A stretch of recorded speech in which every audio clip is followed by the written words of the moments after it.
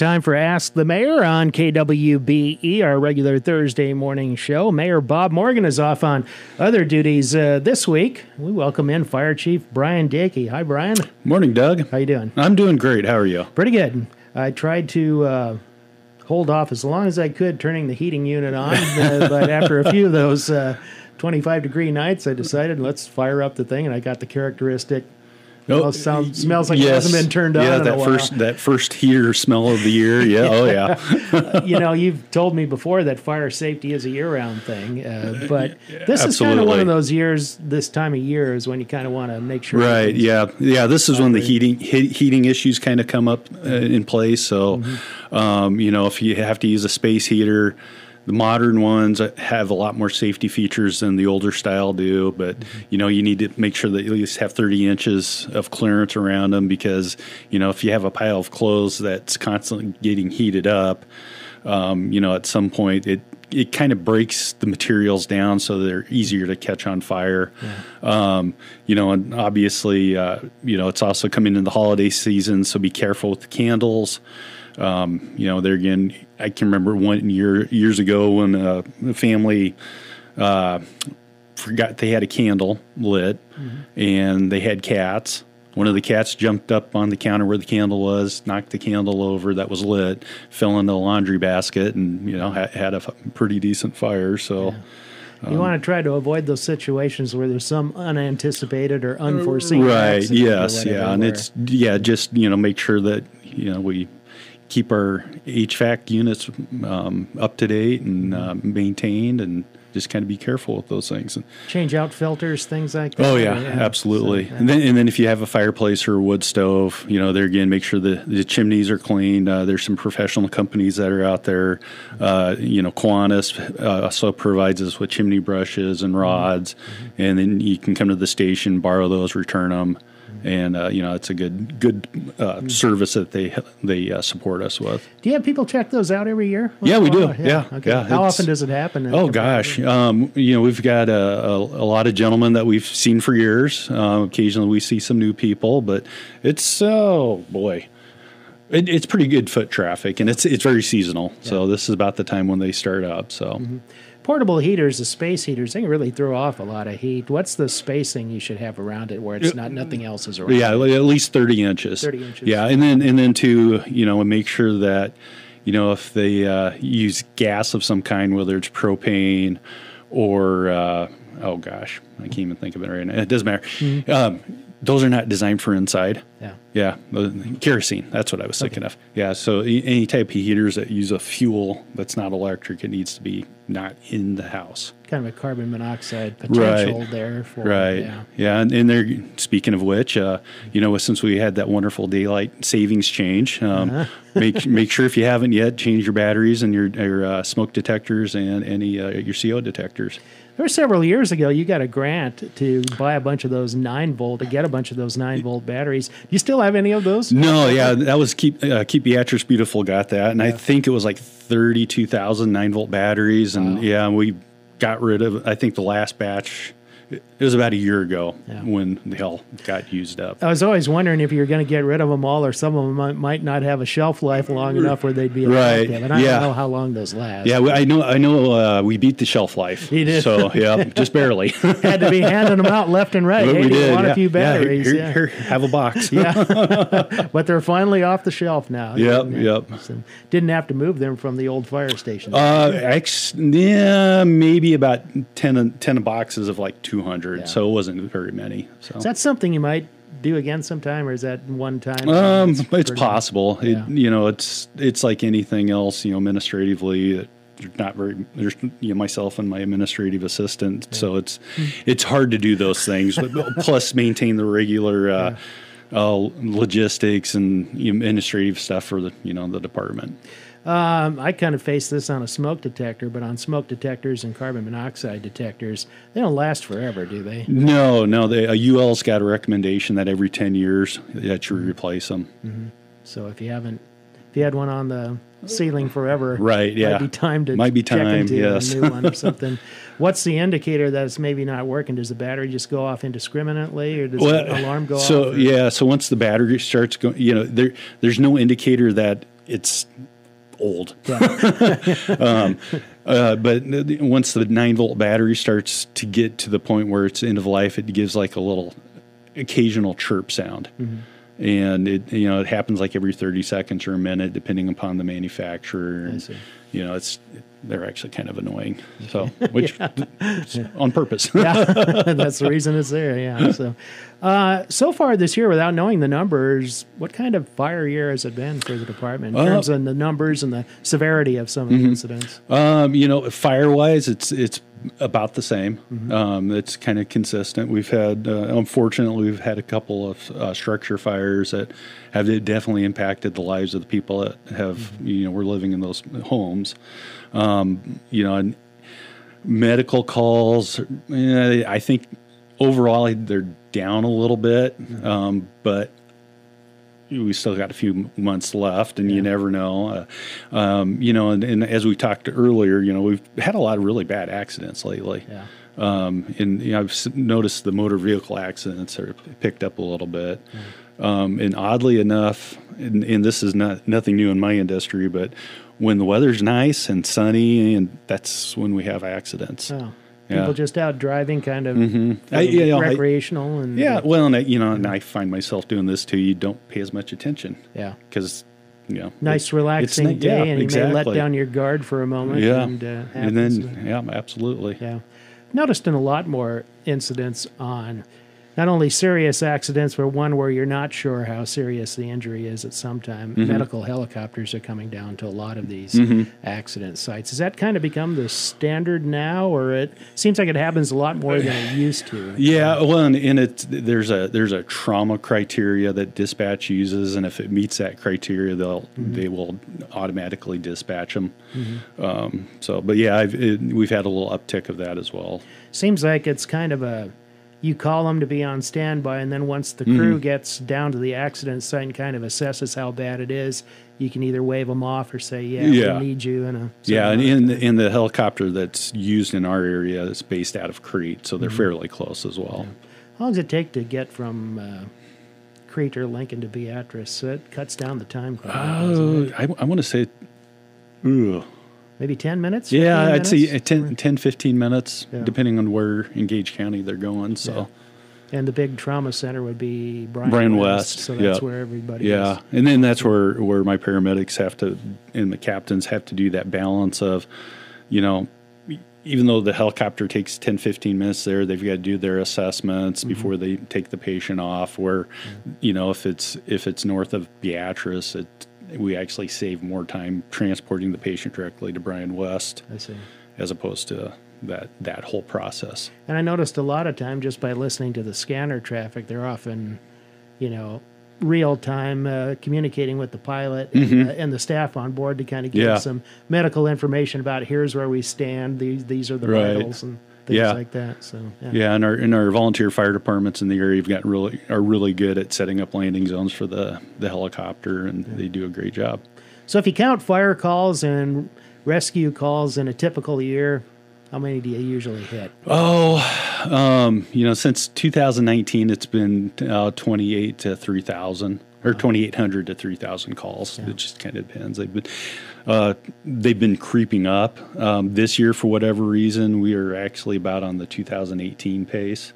So hopefully we're not going to hit 3,000, because that is very taxing on everybody. You wonder if it's peaking out and you'll just reach a plateau and remain there? Is that kind of... it does. But then whatever changes in society or healthcare happens, and then, it's some years it's up, some years it's down. You can't predict it.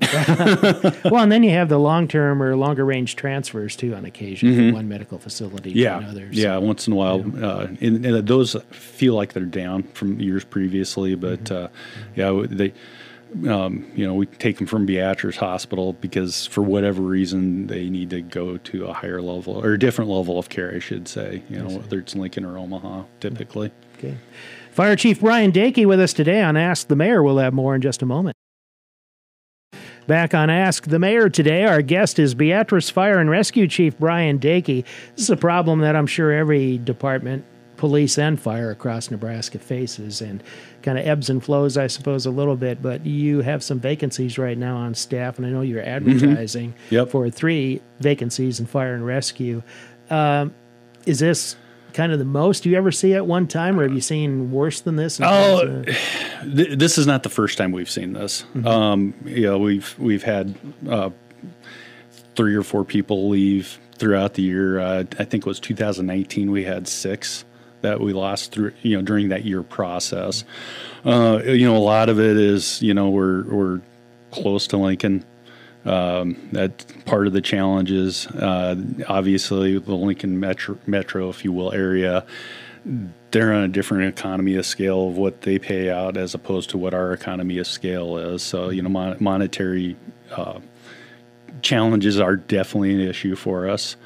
But this is meeting with the other career fire chiefs every a couple times a year. We're all having this. Yeah. Even Lincoln is also having their challenges, which then of course feeds onto all the smaller departments because if I'm a 20 something and it's like, oh, I want to go to the big city, get paid more. Yeah, that it is what it is. But recently we've actually lost a couple people to Omaha, Kansas City, Missouri, so Council Bluffs. So the dynamics have changed because usually it was, I'm just going to say it feels like we're a training ground for Lincoln, but then that process kind of has changed it as well. So what's the answer to it? Is it money only, or are there other things you can focus on or feature that say, hey, you're in a community of reasonable size, here are some other benefits of living here? Yeah, and like me, I'm originally from Milford, Nebraska, and it's like, oh, I'm going to come to Beatrice, work here for a few years and then go on to the big city. But then, as I got here, it's like, I love this community. It's, it's a great place to live. We've got a lot of amenities here. And, school system was good as we started, my wife and I started having kids. And then it's like, okay, if I go to Lincoln, I'm going to be stuck on an engine company, a fire truck, the guys that pull the fire lines, or on a truck company, which is the ladder trucks. And that's all I'm going to do. Mm-hmm. Here, the way it is now, I might be 12 hours, my first part of my shift, I might be on the ambulance or I might be on the fire truck. But then, if a rescue call, a car accident comes in, it's like, oh, cool, might get to use the extrication equipment, the jaws of life, in the to make it a little clearer. Where in Lincoln, you're on that, if you're on a certain company, you stay in your lane, you just do engine company stuff. Where here, it just depends on what's going on, and percentage-wise, they have more fires, or they have the same number of fires as we do. It's just the number-wise, but they're, I'm not criticizing them, but they have like 18, 20 firefighters show up to the scene initially, and and when you have that many there, you usually don't get to do too much. Yeah. Where here we get to do lots of stuff. How much do facilities factor in it? Because you got a brand new headquarters, you've got new living quarters for firefighters, you have weight training facilities, things like that. Do you think long term that will help maybe retain some people that you may have otherwise lost? Yeah, I think that's a possibility because, back in the basement of the historic municipal auditorium, I'm just going to say it was a dungeon. And I'm sure, just personal experience, sleeping in the dorm, it was horrible. And I think that does play a little bit of a role in things because now we've got nicer amenities and hope that helps. Yeah. You've always run 3 shifts, I believe. Yes. Firefighters and EMTs, paramedics. And I think it's 7, 8 per shift or something like that. Right. Yeah, we're 8 per shift now. Is that had to be altered because of the vacancies or not much? No, it's still just as we go in. If the, we try to minimum staff at 6 to start the day. And if it gets below that, the captains, they take care of scheduling and they'll try to hire somebody in. But, right now, not everybody, they've all turned in their 2 weeks, but we still have a few people here that haven't reached their 2-week mark yet. So but it's coming. Yeah. The ad for the entry level pay, I think on EMTs is somewhere around 45, and for paramedic was somewhere around 55. So there's that incentive if you have the higher level training to be there. Definitely. How much time does it take to reach the EMT level as opposed to the paramedic level? Right. The EMT level, it's 160 hours, I believe is what I've heard just recently for the hours of training. So, that could be at least 6 months. Paramedics, it takes about 2 years. Wow. Yeah. Are you department-wise compared with towns your size in terms of the pay level you have to offer, or is it there's kind of a range? I think a little bit smaller, a little bigger than right. So I'm not really involved in that too much, but my understanding is CIR, which I don't know what those Court of Industrial Relations. Okay, thank you. Yep, you're right. So they the bane of all government. Yes. So they dictate on who we are comparable with, and it's pretty much based on community size. It has nothing to do with what our fire department does compared to another fire department. As far as call volume. Yeah, call volume or whether we're a hazmat team for the state or not, or those kind of things. It's just this is the size of the communities that we're compared with. Yeah, and you're one of the few. I mean, for this size of community, paid departments with advanced life support too, aren't you? And around the area. I didn't think there were too many. No, McCook, but I mean, we're compared to McCook, Alliance, and Scotts Bluff as part of it, and then Columbus and Norfolk, I believe, are also the comparable cities where, Scotts Bluff goes on a lot of EMS calls, but they are first responders. They don't have the ambulance service there. Alliance has the ambulance service. McCook does too, but, our call volumes and staffing is entirely different. So the hope is you'll get those 3 vacancies filled and things will kind of level out for a while. Yep. Have you had many applicants, or are you early on? It just got posted, I think, on Tuesday, and people in our industry are waiting until the last minute before they apply. So you don't really know until the day before. Might be a few weeks before you really see the level of interest. Yeah. Okay. Back to wrap up Ask the Mayor with Fire Chief Brian Daake in a moment. A few minutes left here on Ask the Mayor with Beatrice Fire and Rescue Chief Brian Daake, our guest today. I noticed, just going out and covering fires and accidents and things like that, you have it's just not your department out, it's law enforcement too, for security or blocking off scenes. How critical is that for your people as they're out there? It's very important. Beatrice Police Department, the Sheriff's Office, we've got good working relationships with them. And, it obviously, if we're at a structure fire or motor vehicle accident, traffic is a hazard. Because we all want to see what's going on. I'm guilty of it too, as we drive by, as I drive by in other jurisdictions, just trying to see what's happening. And, that's distracting driving. It's as bad as, looking at your phone when you're driving. And, it's good to have law enforcement there to help with the traffic control. That makes it safer for all of us, also with motor vehicle accidents. And sometimes people are overzealous and want to go back into the building, or sometimes they get a little confrontational, and we're trying to make the situation better. And then it's always awesome when we have a police officer there where that confrontational person is involved, where they can go calm that person down, so that way we can do our job. And that is one of the jobs of law enforcement, and it's great to have them. Oftentimes, you're also hooked to hydrants that aren't necessarily right nearby, but might be a quarter block away. Correct, or a block away. So you don't want people running over all of that and creating a bigger problem. Because even though it's 5-inch hose, it's single jacketed rubber hose. So somebody running that over with gravel or anything underneath it could destroy that hose, which then would inhibit us fighting that fire, because then we would have to reset. And and there's actually a city ordinance prohibiting running over fire hose, whether it's got water in it or not. And it's been a long time, but I know in the past 20 years, there's been a couple of people have gotten tickets because of that. Yeah.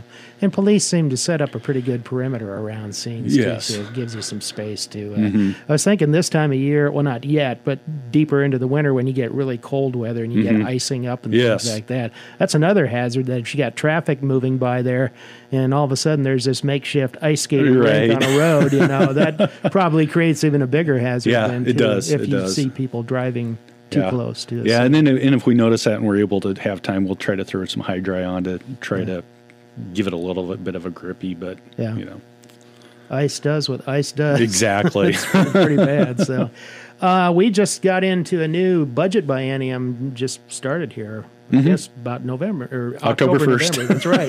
Yeah. Equipment-wise, how are you doing in the department? What are you facing in terms of this next 2 years as far as Sure. So we are in the process of replacing a 1993, a 30-year-old fire truck, a pumper.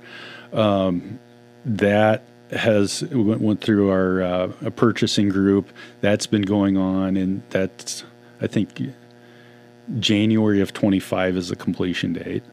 We're hopefully of July of next year, we'll be getting an ambulance we ordered.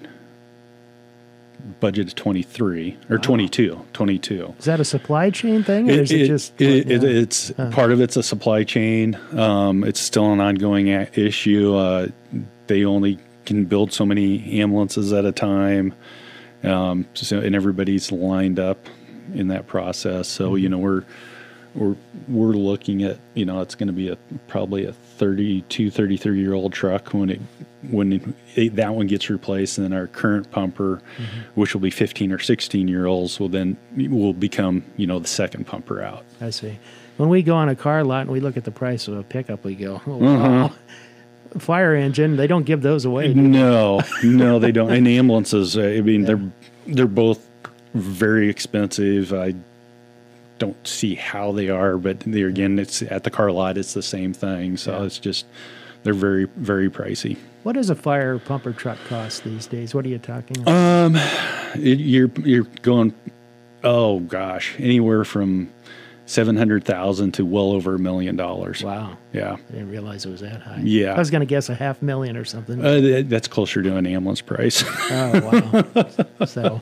So it, obviously planning ahead of time and having a source of funding. Yes, having proper funding, and then understanding the process that it takes to even get one ordered, because you've got to go through this whole planning process and then get in line and hope it doesn't take 2 or 3 years. Yeah.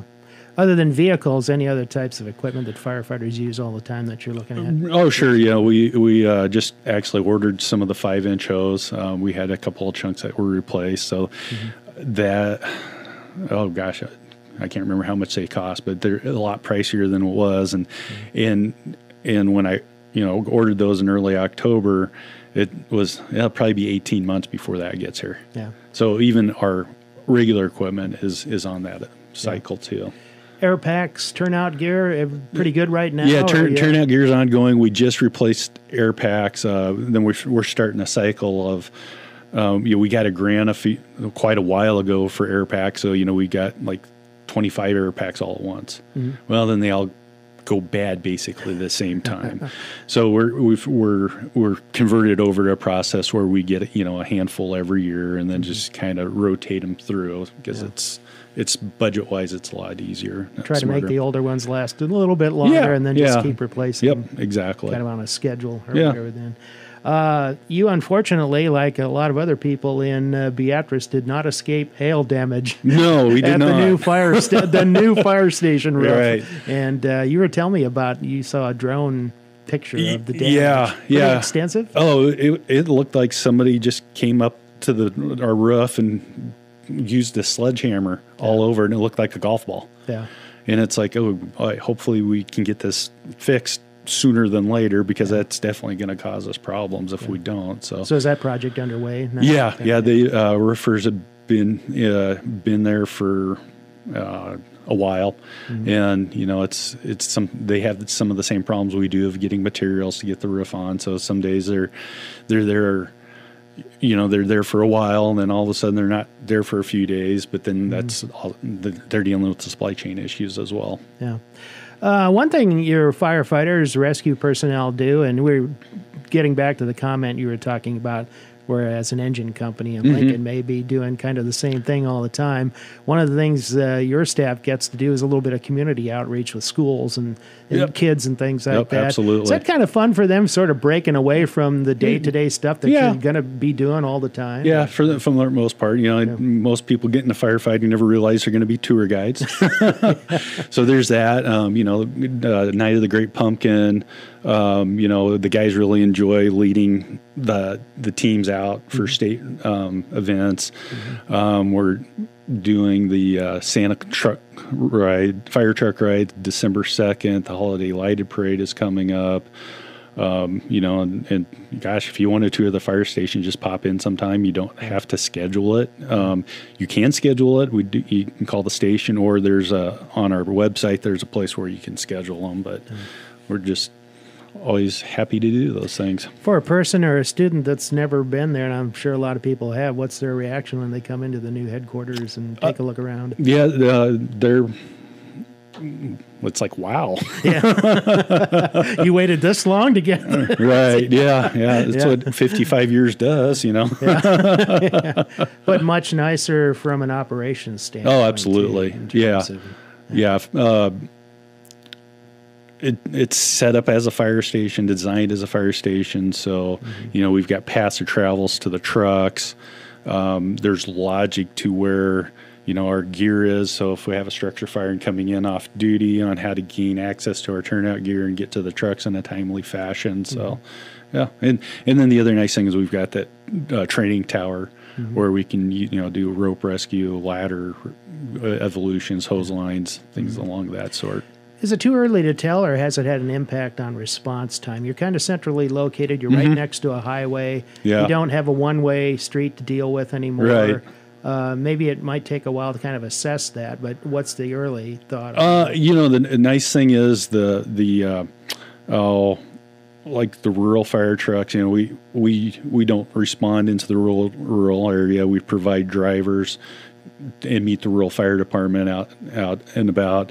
That has definitely improved their response times because we don't have to move 5 trucks. Yeah. I'm exaggerating, but don't have to move a bunch of trucks for them to get out. And as far as in town, I really haven't had a chance to look to see, but I would say my gut feeling is it's improved some because, not the one way, and then we don't have to make as many turns to get to a main artery. May take a couple of years of data to really get a good look at I think so, yes. Yeah. Chief, thanks for coming in. Appreciate it. Thanks, Doug.